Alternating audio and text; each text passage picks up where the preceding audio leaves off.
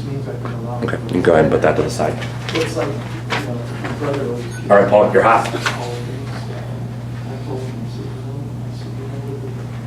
Okay, we're with Kenny Hurt, AKA the Big Hurt, AKA Cool Cake, something like that. LL Cool K. LL Cool K. All right. Geese gave me that because he liked it better. Yeah, he likes that better. All right, Ken's been on the broadcast team at Regional Radio Sports since '94. Really started getting into Penn football since '95. He's been the longest running Penn sportscaster that we've had. And Kenny, first of all, let's just go back, and as for a kid who grew up in the Penn community, Penn student, one of the things that was evident under the Giesman era and really kind of set the tone between Coach Giesman and Dr. Spiker was the Penn way. There's going to be a significant portion of this book and film dedicated to what is the Penn way. Right. So please define in your own mind, after being around this Penn football program, being a student, living in the community your entire life,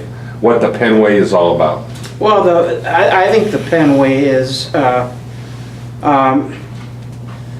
best way to explain it is that you're going to pay attention to when it comes to sports, coach is the boss, and in the Penn way, you're going to go in and you're going to give it 100%. If you look at a lot of the Penn players in the past, and there have been a lot of terrific ones, a lot that have gone on to play college ball and that, but on average, somebody made the comment many years ago that he says, boy, when you take the uniforms off them and you just see me, he says, they're just regular guys, you know. But once they put that uniform on, once they go to practice, once it's game times, film study, whatever it is, you're focused, you give it 110%, and you're always ready to go. And it's not about who gets the glory, who gets any of that. It's just whoever gets it done, and everybody relies on everybody. If you look on a sideline of a typical Penn game, nobody lags off to the back with their own little groups or their own little stuff. They're always up, pretty much on the line. Everybody's involved in the game. Everybody's watching, because nobody knows when it's going to be their time to go in. And even if you're one of the newbies on the team, you never know when a coach is going to call you up and say, I need you to give me a good play or two. I need you to do this, and boom, you're up there. I mean, you don't know when that time's going to come.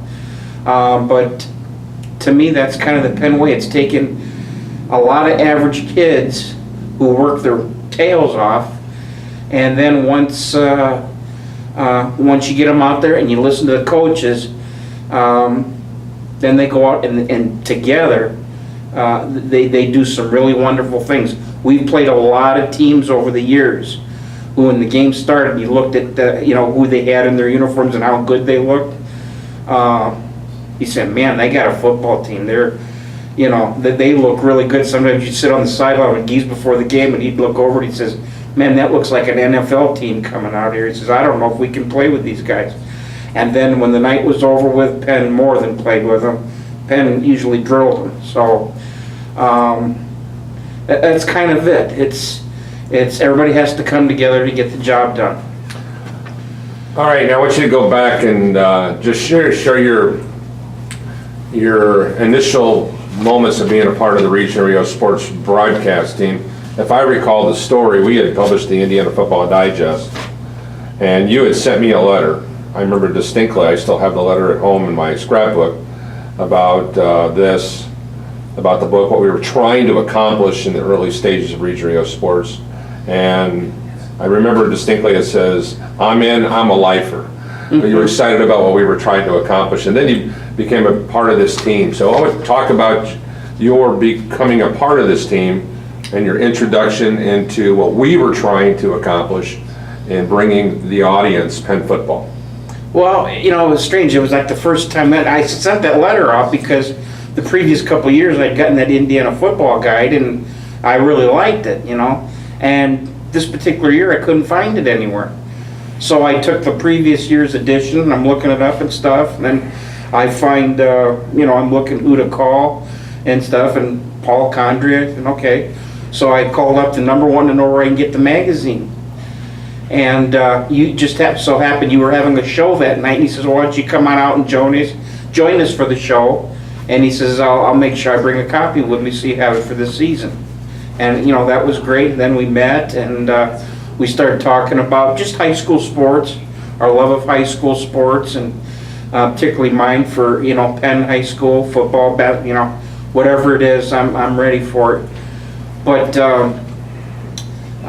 know, and then all of a sudden, before you know it, he says, here, take this mic, and because you're getting ready to go on the air with the show and stuff, he says, let's go on and let's talk about it a little bit. That was my first introduction to being on the radio. And the thing is, it was fine. It was just like talking to a friend you'd known for years. And then we just started talking about it, and then we got off. He said, hey, nicely done. You want to come back out next week when we do it? And I said, yeah, I'll come back out. So we started that way, and then, well, it just went from there. When you look back on the opportunity to work with several other guys in the broadcast booth, whether it be Mike Konezovich, Dalton Scheller, Adam Demery, Todd Kibbe, Dwayne Lewandowski, there's been a lot of neat guys you've had a chance to interact with over the years, and each one of them has their own distinct style. Yeah. But one thing is very, very apparent is the guy who joined the broadcast booth once he put away that whistle, and that's Chris Giesman. Yep. Chris has gotten more fan mail than any color commentator in the history of Regional Radio Sports Network as we move into the decades over the years now. It can be an intimidating factor for a lot of people to be able to sit side by side with an accomplished play-by-play guy, or a rookie play-by-play guy, and a Hall of Fame football coach. And Right. there has to be some chemistry involved in there. And there has to be some friendship, and there has to be some mutual respect. So let's just talk about trying to keep everybody on task, making sure that you're ultimately sharing with the listening audience colorfully what's going on the field. Well, you know, the thing is, it's kind of a funny thing. You know, that first year that Coach Giesman was going to be up in the booth was, of course, we were very excited and everything, but I myself thought, well, I should probably just take a step back a little bit here, because I'm not going to try to match brains with, you know, one of the greats of ever of high school football in Indiana and stuff. And it was really neat, though. I was a little bit more quiet the first few games and stuff, and I think Giesman sensed it, and he started asking me questions, and he started, you know, to reel me back in on stuff, and then I started talking about things, and before you know it, he says, that's a good point. He says, you know, he says, if you're at home, you gotta, you know, and I think he sensed it, but he reeled everybody back in. He was always, he wanted to get the team thing going right away. He wanted to include everybody. He didn't want it to be just about him getting on the radio and stuff. And what always helped too was you could always count on him to go away for a little while to get some Amy's cookies and then come back, you know, to the broadcast. But all of our lead guys, you know, the crew guys you were talking about, they were all terrific, and they are terrific. And the thing is, each one is a little bit different. Some were a little bit more ad lib because they've been doing it for so many years. Some were it was their first year, so everything's written down, everything's sketched out. And when you get the first game, Gies and I would look at each other, we'd see the sketched out thing all right, and then Gies would look, he says, so do we got to go word for word what you and he says, no, I was just trying to give an outline. Okay. But it was always the same. After the first couple games, they kind of figured out this is how we were bantering back and forth with Gies and myself. And whenever I'd ask, I'd say, forget you're doing a broadcast, just pretend you're just three guys watching a ball game, doing the game. You have specific things you have to accomplish during the game. I have specifics. Gies has specifics. But all in all, after we're accomplishing our things, we're just talking football. And we're having a good time. We want to make sure the people at home have a good time. And I think people do. We've had, people calling in and emailing in, texting in from all over. And we've become a Friday night tradition for a lot of guys. When you hear guys, when the war was going on, they would get up at the wee hours of the morning and get their little groups together to listen to Penn football. And that was one of the things that brought a tear to my eye, because for them, they were back at Freed Field on a Friday night, and they were home, and they were listening to Penn football, to people they knew, and it was bringing a little piece of home back to them. And that's when it really got to you that we were just doing it for fun, but it really meant something serious to some people. There was a special moment for me as a sportscaster, and as surreal, and I don't remember a lot of games because I've done so many games over the years. I'm with you. And they all run together. But there's one game that I will forever hold dear into my memory banks. I'm broadcasting the Maryville, Michigan City football game at Ames Field with Frank Kilpakowski, a longtime color commentator, and Steve McIntyre, and it was the Friday after 9/11. Yeah. And I remember the emotions. I remember going through. I mean, I could picture the boys out on the field at Ames Field holding hands side by side. I could think it to myself because we don't know what's going on in America right now, and we're in a situation where we're there, but what's going to happen a week from now? Are we going to war? Yeah. I mean, we really don't know what's going on. No, you're right. And I remember everybody in our broadcast team cried during the national anthem. It was an emotional moment. That was a telltale time. But I want you to take me back to doing the Penn game immediately after the 9/11 attacks on our country, as we were sucker punched by some psychopaths. So I want you to take me back to that moment, because I know for me as a caster, that was one of the most, if not the most memorable game that I've ever done. Well, I'm with you on that. Penn was at Riley at Jackson Field that night. And I remember even the day leading up to it, we didn't know if we were going to be doing the game, because really you didn't know if they were going to play the football schedule. A lot of things changed after that attack, But we were there, the game was there, and we said, best thing to do is, this is for everybody at home, wherever, just to try to get a little bit of normalcy, at least for a couple hours.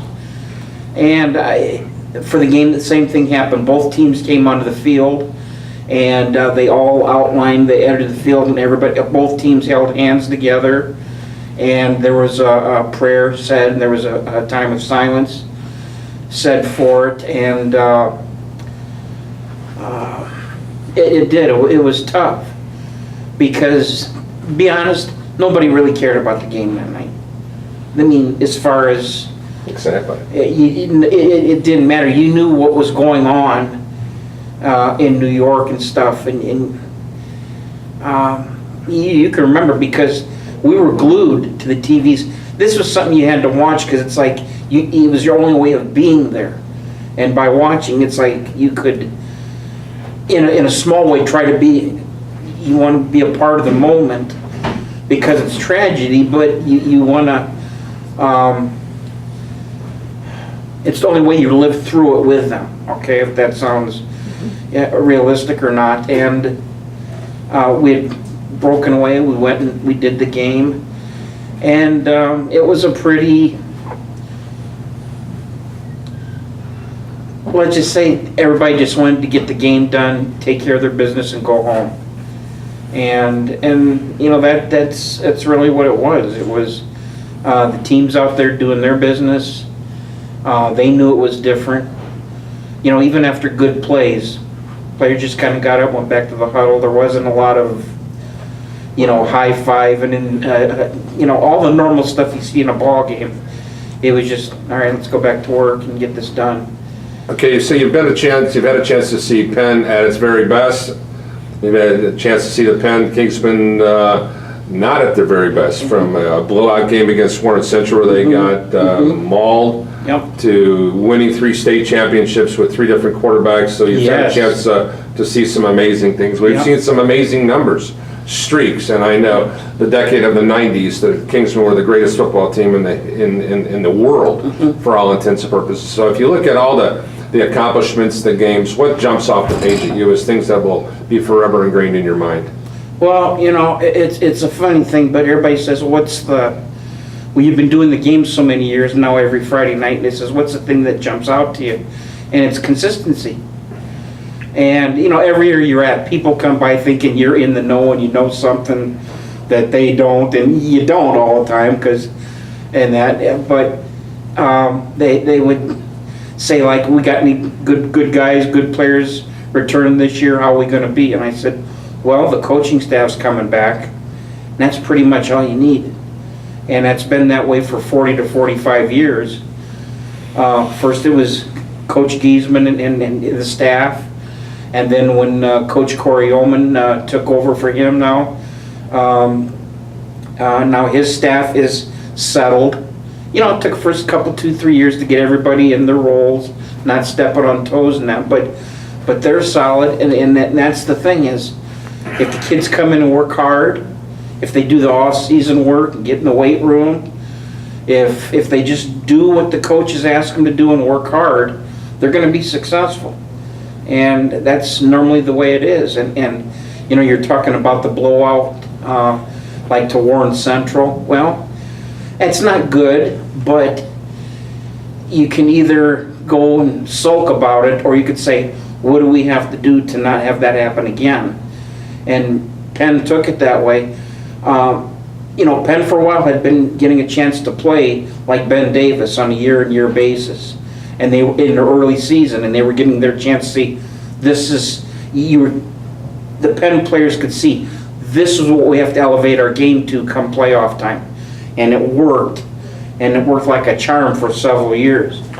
What's your funniest moment as a sportscaster for regional radio sports and covering Penn football? Oh boy, well, some of the things I can't say, but I remember we're at Clayfield, and that's when Wally Ullman was assistant coach at Penn, and he's up in the booth, and he's sitting right next to us. And Wally's a great guy. Wally was a great guy. That was Coach Corey's dad. And he didn't need the headset to talk down to people because everybody could hear him yelling out the window at the players. But when he really got intense, there were a few, you know, words you can't say, especially on the radio. And I remember he let one go one time, and he was shoulder to shoulder with me up in that press box. I just looked at him, and then I think it was it Mike Knesevich or Todd Keevy? I don't remember. Also, no, it was Mike Knesevich. He grabs the tone control and turns up my headset off, you know, and stuff. And I'm looking at Wally. Wally's looking at me, and he said, "What?" I said, "Wally, we're on the air. What you just said, I can't have that." He says, "Oh, okay, all right, it'll be okay. I won't do it again." Boy, the next play, the safety didn't get to the right spot in the field. He yells another one out the window. If he can't get him off the field and stuff, and and the whole rest of the night, I had my hand on my little click button that would just turn my mic off the whole night, you know. And I wasn't keeping stats very good because I was so worried about him there. And, you know, Knesevich had one hand on the knob, I had one on my sneeze or my cough button, you know. And this was all through the evening and stuff. But in between, during commercial breaks, just nice, low-keyed. He says, he was eating cookies. He said, "These are okay, but they're not as good as Amy's." And I'd sit there and say, "Okay, can you just kind of," he goes, "Okay, don't worry, we won't." And long story short, I didn't know if that was going to be our last broadcast ever, because if any of that stuff that was said got on the air, we might be cut off and never had a chance to do another Penn game on that station. But Nothing was said, everything was good, and we learned our lesson. When Wally's around, you gotta chill. All right, finally, let's talk about, maybe I'm more on the serious note, maybe your favorite Penn moment as a longtime sportscaster for Regional Radio Sports. Oh boy, I'll tell you what.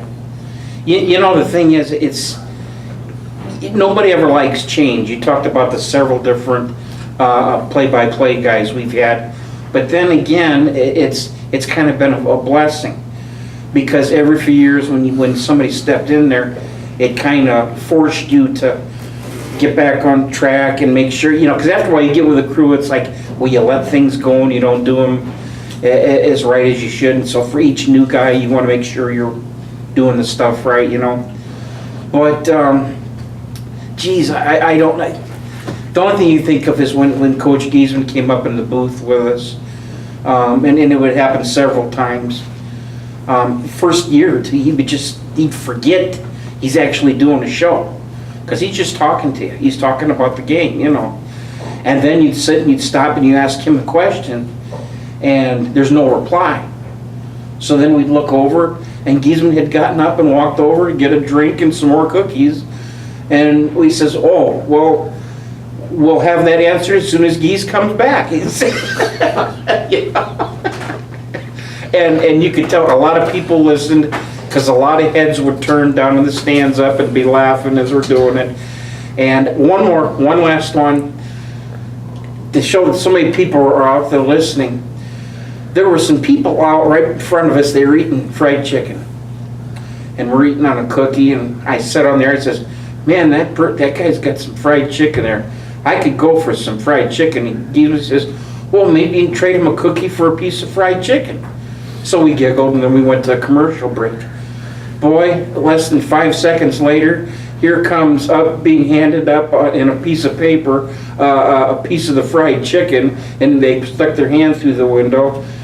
He says, "Well, take the chicken, give him a cookie." So I did, gave him cookies, and then the cookies passed back down to that person. We said thank you, and that was the end of that.